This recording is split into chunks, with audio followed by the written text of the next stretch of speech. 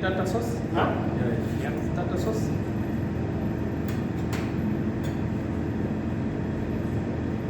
Tartar sauce is very nice.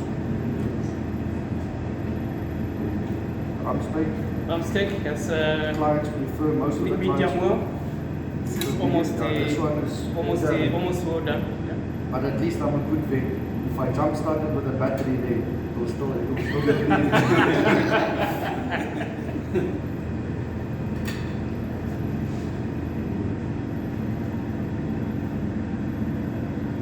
Flavor on the steak. Okay. Very nice. The flavor is there. Always who's the one that prepared the steak? The chef's behind here. Alright, gents. Red meat. And it's simple. Don't overdo it with extra spice and whatnot. Just salt. Very simple because you want to preserve the flavor of the meat. Yeah. And then Let's see, check it. yeah. This one. No. Jagged potato, what you can add on to it is a little bit of lemon, garlic, butter that you can add on to it with a little bit of seasoning, salt and pepper, and parsley. For it to have that nice little bit of a garlicky flavor to the potato, which is very nice. Yeah. So and then your slow, that one is fine. I don't eat. Normally I'm not a rabbit, so I don't eat slow. Coleslaw I eat. So yeah, fish, the chicken. The chicken. But this one I would give this. Oh, and who prepared the onion rings?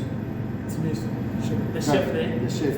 Wanna make, if you want to prepare a nice onion ring, cut your onion, lay it in salt water for it to just to age nicely in the salt water for like 30 minutes. Take it out, then prepare yourself a nice batter. But you add either soda water to your batter, so your liquid. When you add your liquid, you add soda water or you add beer.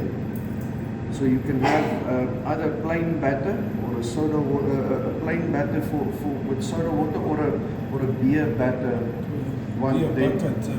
yeah. So onion rings. Then you dunk it into your your batter, and then as soon as it's dunked in, deep fry it. I promise you, till nice golden brown. That color is nice. So when you taste it, you can preserve the flavor, and you can add some spice to your batter as well. You're right. But Yeah. this one I've used the crumbs. Yeah. So, but normally, remember your oil. It goes also about your oil. So consumables I'm using. So make sure when you want to save your consumables in your kitchen, it's something that always sticks. They need to stick because if your consumables going to drift loose in the oil, you're going to waste. So you want to avoid any wasting. But that one is also very nice. Chicken mash. Ni capito, just continue. The mash is nice and creamy.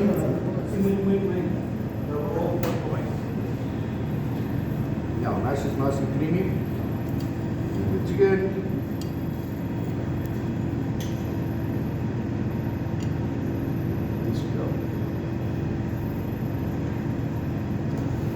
This one is nice.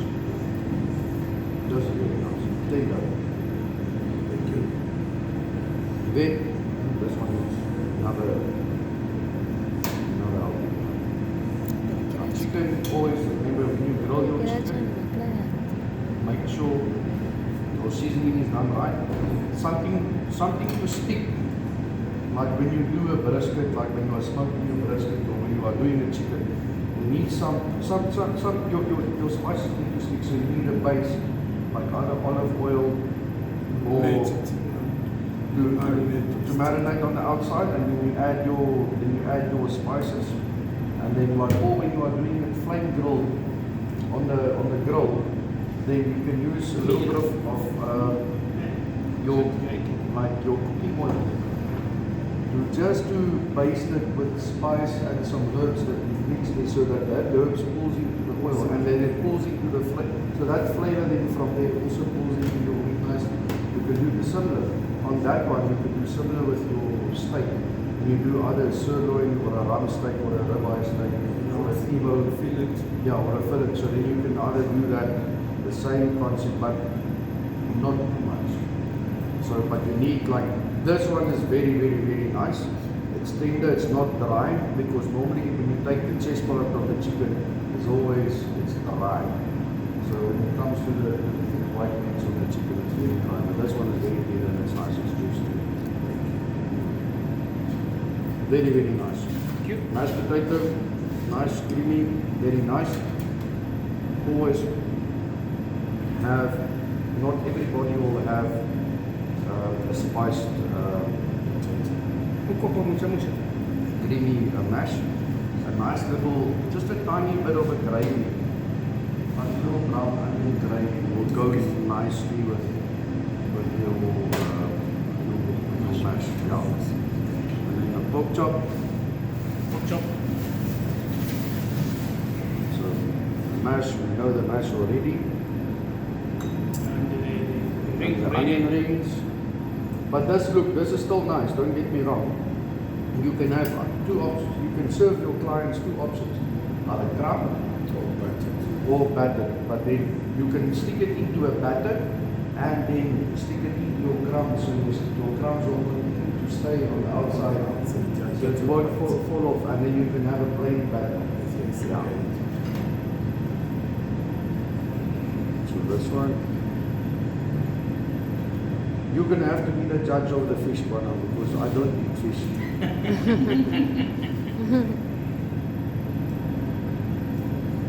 Listen, we have some there. About Tanzania fishing. Alright. Okay, use the same one. Yeah. Pork chop. Use this same one. Pork chop, you get the pork For chop. fishing. Pork chop. Use Very this nice. fish for fishing and water fishing. What you can do with the pork chop, also keep it plain, spice it nicely with the light, the light spice, and then on the rind, in the pan, on your rind, add a rim of salt. And then the crackling goes nice and Crispy. because of the salt. salt. Sounds good. So when you bring me a clean plate. Clean plate. Clean plate. So I will explain to you. So when you take This fish will water. So just leave the top and the salt. I've seen the green veg. So warm it. So that you can with your fish, you can also do a Thousand Island sauce. This is a little bit of mayonnaise and tomato sauce. Yeah. So when you take your piece of meat, your pork chop, so when you sear it in your pan or over the fire, over your grill, add a tiny rind of salt. Not over the meat, but just on the fat, on the skin, on the outer rind. Ask your clients how they prefer their food prepared. When it comes to your steak, do you like it medium rare? Do you like it medium? Do you like it medium well? Or you like it dead? You understand? So you will get some clients who say, no, I want it just to touch this. I just want it pan seared on the outside, and inside must be nice, pink and juicy. So that one you can add your little bit of spice with flavor, and just at that, drip it with that tad bit of that oil that you've mixed with the herbs and stuff inside. So even in South Africa, at the butcheries, when us as South African guys, we go do our monthly meat shop, and we want to treat people, and we want to bribe, we want to really go out of our way to treat people, to say welcome to the family or whatever. We buy steaks, rump steaks that's laid in a herb oil. Yes, which is You can- marinated. That's then it's marinated. It's very nice. So that flavor of all of that, the rosemary and the lemongrass in there, and the garlic, that pulls them into the meat, and your meat then preserves that flavor.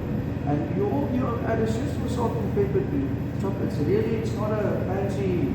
It sounds fancy. It's because of the ingredients that's in the oil. But when you take it out and you cook it nicely, then you just, that flavor is then pulled into the meat and you just add salt and pepper. Done. So this one also you can have you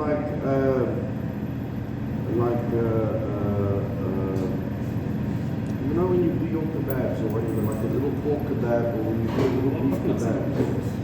When you do beef kebabs, you ask your clients if they are allergic to peanuts.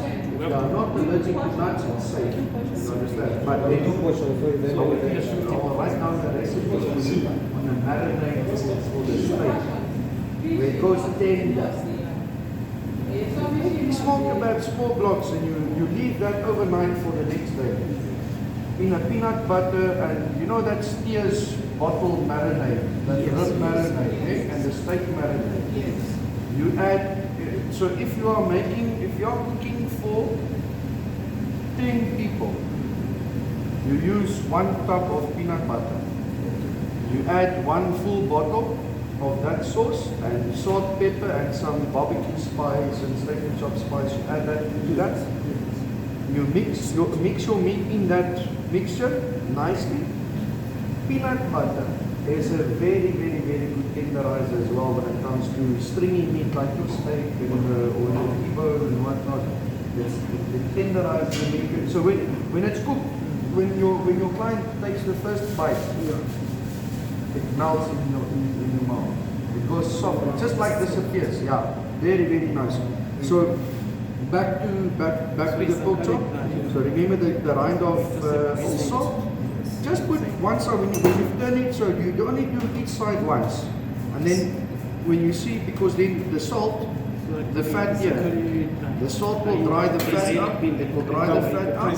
Yeah, and then you see here, if there's no salt and it's just cooked like that on the pan or just like that on the fire, this here goes rubbery like chewing gum.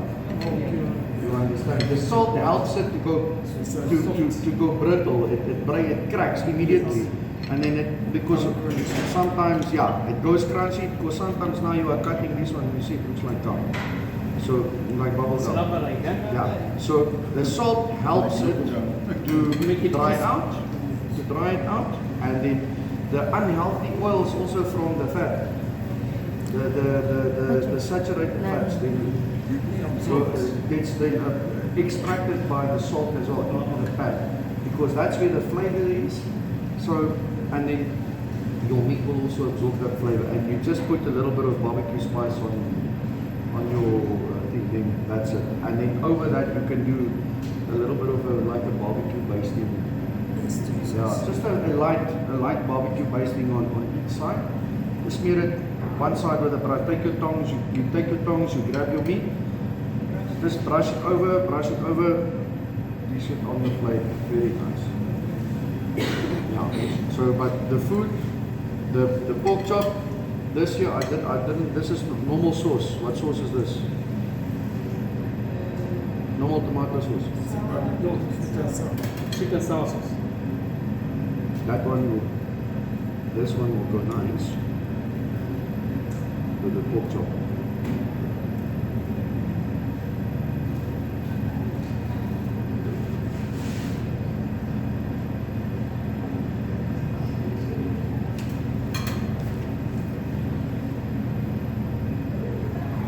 It's very nice. Don't overpower your pork then if you are going to serve your sweet and sour sauce. Don't overpower your pork with too much salt and too much spice. At the end of the day, you want the 2 flavors from the meat and from the sweet and sour sauce to blend together to create one unique flavor.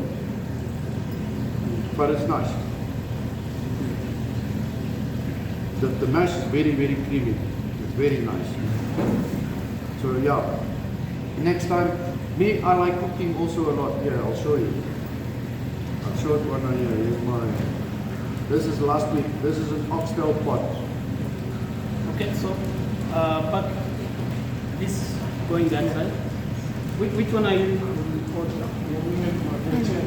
Blue or dark shade. Yeah, you can close. We can close.